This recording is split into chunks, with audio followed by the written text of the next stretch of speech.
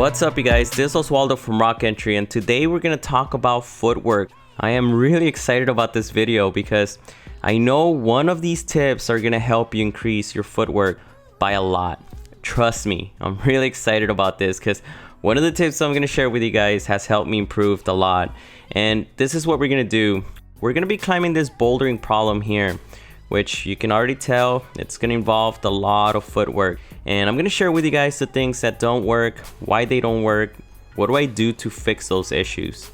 What has helped me a lot to be able to stand on these foot chips, because they could be either very slopey or very small for your feet. All right, let's do this.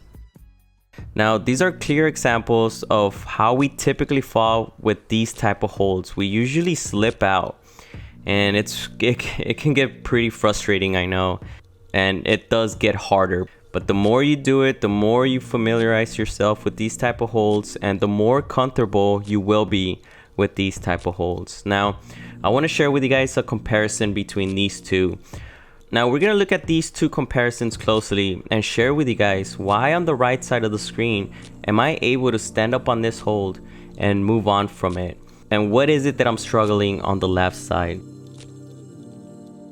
Notice at this point, they're both in the same position. So it's obvious that from here on, there's something wrong that I'm doing on the left side of the screen.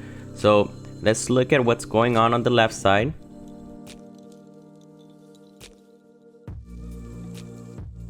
Now, looking at the left side of the screen, this is what's happening. I'm adding pressure as I go up, but then I stop adding pressure at this point. I'm not pressing down anymore. And that's what causes me to slip out from this hold. Now on the right side, notice what I do.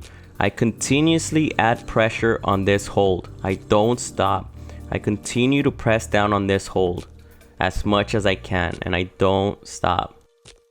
Now let's break it down into detail. What exactly am I doing here? Because it makes a huge difference, and this is what I'm doing. As I'm adding pressure in this hold, I'm bringing my weight, my center of mass, above this hold. I want to add more pressure, more friction to this hold. Now from this angle, you can literally tell that I'm pressing down and I'm bringing my center of mass above the foothold. I add more friction to this hold as I reach over to the next hold. Now another problem that some climbers make is this. They're afraid of putting weight on this hold, so what they typically do is start pulling more with their hand holds. So in this case, I'm pulling more with my hand holds. You could tell because my left leg is up on the wall already, and I'm trying to avoid using this foothold. I'm just placing it there. And again, the reason why climbers usually do this is being afraid of adding that weight on that foothold. Now another thing that I'm doing that's very crucial, you guys, and if I don't do this, I will slip off no matter how much weight I add on this foot chip. And it is this, keeping my core engaged at all times. As I'm adding weight on this foothold and standing up, I'm keeping it engaged. It helps so much.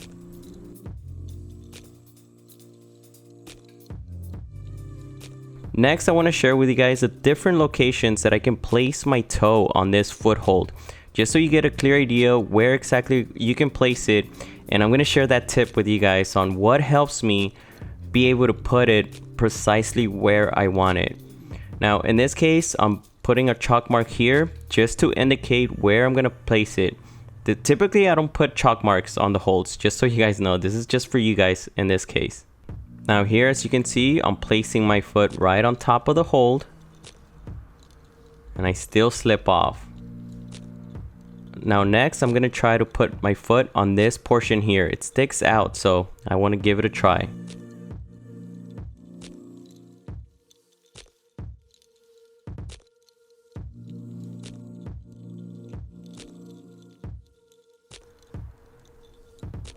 As you can see, I failed that attempt.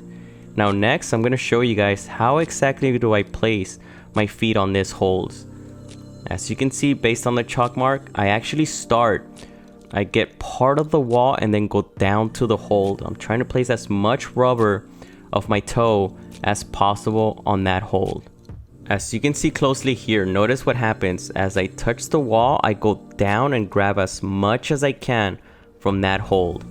As you can see it from this point of view, I don't go directly to the hold at this point here. I actually go to this point here. Notice I get a little bit of the wall and then I step down and I end up getting most of the hold that I want. And then I press down, I add weight, bring center of gravity up as close as I can to the wall, and I'm good to go. Now, other things that I do, you guys, is practice this footholds. Get familiar with it. I do this multiple times. I even do things like this. I change up my feet.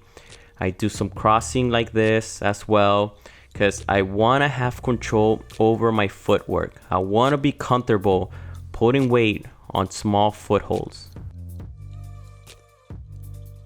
Now, another thing I want to share with you guys is progression. Now, when you work with these type of holds, you want to focus on working on these type of holds. So, for instance, in this case, notice what I do. I don't start the climb from the start because my focus is to work on this foothold here.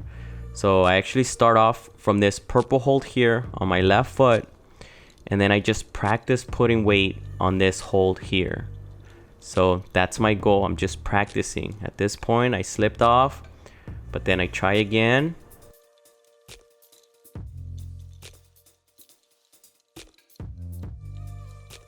And then I get used to it. Once I get used to it, then I do the next progression, which would be starting off from the green hold, which is more difficult because now I need to add weight on that hold too, and I need to keep my core tight. And I go on from there. And if it goes and I feel comfortable, then I do the route from the start. I hope this helps you guys. If it does, please do hit that like button. It lets me know you're enjoying the content and you find it useful. I love you guys so much for watching, and I'll see you next time.